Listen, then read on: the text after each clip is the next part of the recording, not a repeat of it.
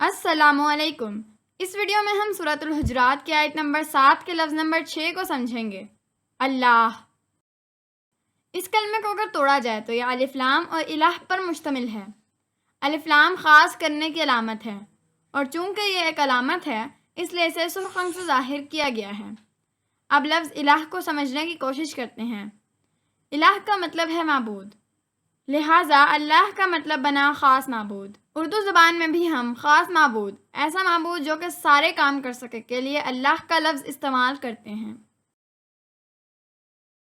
یہاں یہ بات بھی غور طلب ہے کہ عربی کا لفظ الہ اور اردو کا لفظ الہ دونوں کا مادہ الف لام اور ہے اور دونوں میں معبود کا مطلب پایا جاتا ہے، لہٰذا عربی کا لفظ الہ اردو کا لفظ الہ بنا ہے۔ اردو میں اس کا ایک استعمال الہ العالمین یعنی تمام جہانوں کا رب بھی ہے۔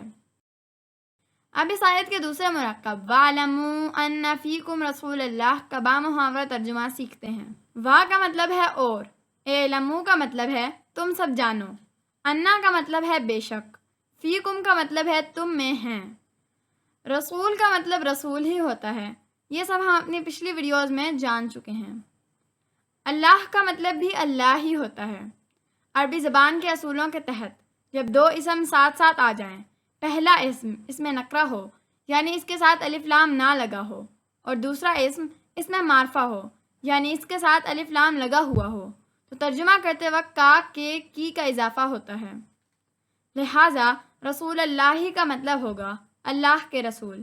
چنانچہ وَاعْلَمُوا أَنَّ فِيكُمْ رَسُولَ اللَّهِ کا بامحاورہ ترجمہ ہوگا اور جان لو تمہارے درمیان اللہ کے رسول موجود ہیں۔